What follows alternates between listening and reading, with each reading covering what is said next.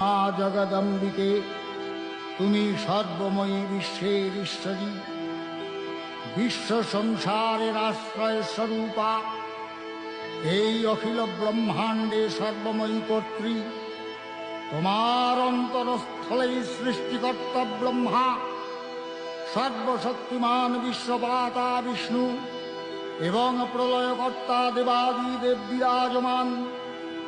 তুমি দেবগণের আধার স্বরূপা, দেবতাদের ও পিতৃলোকের পরম তৃপ্তিদায়ক স্বাহা সধা হব্য ও কব্যরূপে প্রকাশমানা। হে মা কালী, হে মা বিশ্বজননী, তোমার শরণাগত ভক্তের প্রতি তোমার আশিস প্রতিনিয়ত ভক্ত মস্তকে যেন বর্ষিত হয়, শুধু এইটুকু প্রার্থনা।